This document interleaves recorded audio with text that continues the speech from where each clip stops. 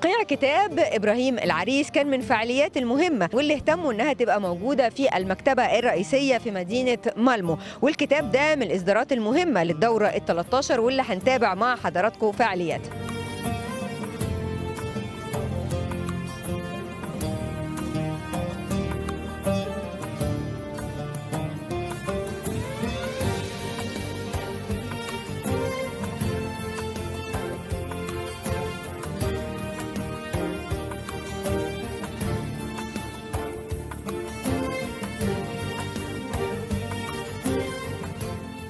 ومع كاتبنا الكبير أستاذ إبراهيم العريس واللي ليه إصدار مهم وهو المرأة مستقبل السينما العربية ضمن فعاليات مهرجان مالمو، ودايما تواجده في أي مهرجان عندنا في القاهرة في المهرجانات المختلفة بيدل على أن المهرجان ده على مستوى رفيع من الثقافة، على مستوى رفيع من الإنتاجات الفنية. أستاذ إبراهيم احنا سعداء بوجودك معنا على شاشة نايل سينما. خجلتيني يعني أول شيء، خجلتيني كثير، يعني أعطيتيني يعني مسؤولية كبيرة يعني، وأنا كمان سعيد فيكم لأنه بتعرفي أنا عندي دائما ضعف تجاه مصر مهما كان، وبقول أنا مهما كان أنت مصر يعني بالنهاية.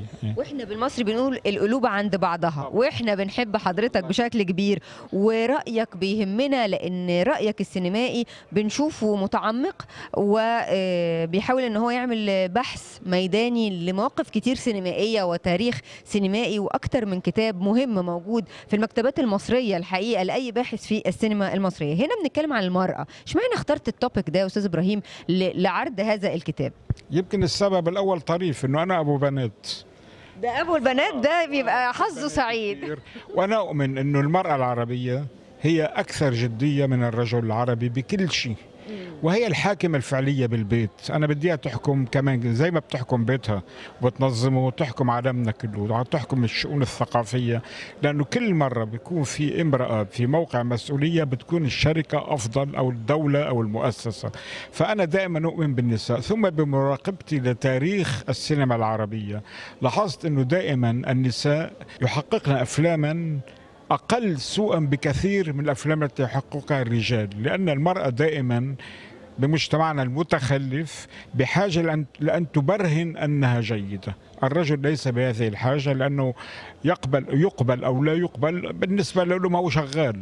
أما المرأة فهي دائما بحاجة لأن تبرهن على نفسها. فلما رصدت تاريخ الأفلام العربية من أيام عزيزة أمير ولغاية اليوم اللي هو بالكتاب، يعني لما رصدت هذا التاريخ اكتشفت أنه في متن سينمائي نسائي عربي عظيم، ما عدا قلة من السيدات اللي عملوا أفلام يعني مش ولا بد، ولكن الأكثرية الساحقة بل حتى أكثر أنه المخرجون الرجال عندما يحققون أفلاما فيها أدوار نسائية دائما تكون أفلام المرأة، يعني أدوار المرأة هي المسيطرة على الفيلم وهي النجمة الكبيرة. خذي من فاتن حمامة لسعاد حسني وهلم جرى ليلى علوي ليسرى، دائما المرأة بالسينما الرجال زي أحمد ضياء الدين زي هنري بركات زي حسن الإمام، حتى يعني رغم خلافي مع أفلامه ولكن دائما المرأة دورها أفضل بالسينما. المرأة أنصفت السينما إلى حد كبير.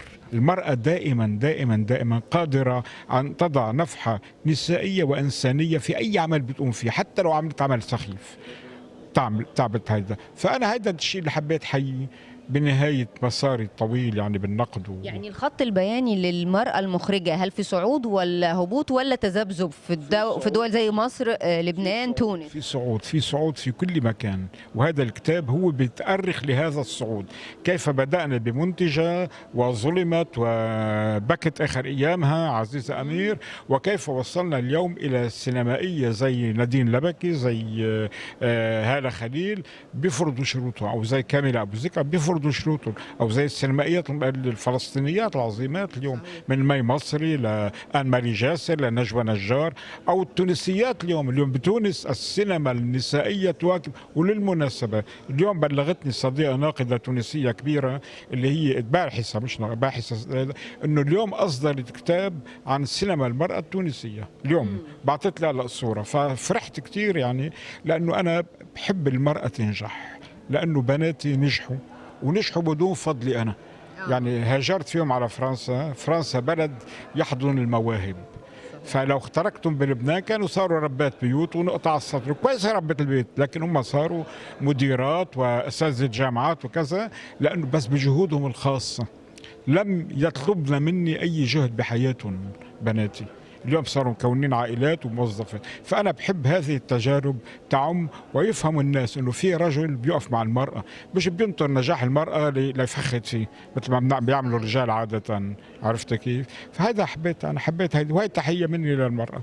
الحقيقة دي تحية مهمة وإنجاز جميل وبقلم الكاتب الحقيقة إبراهيم العريس، واللي دايما كتاباته بتبقى إثراء للثقافة السينمائية المصرية والعربية بأسلوبه الرائع، بطريقة سرده بالبحث المستمر. واتشرفنا بوجود حضرتك معانا على شاشتنا وكل الدعم.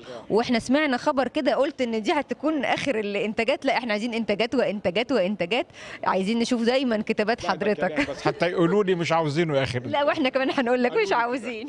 نستنى القادم ان شاء الله. شكرا ليك يا استاذ ابراهيم. شكرا لك، شكرا لك، اهلا وسهلا فيكي.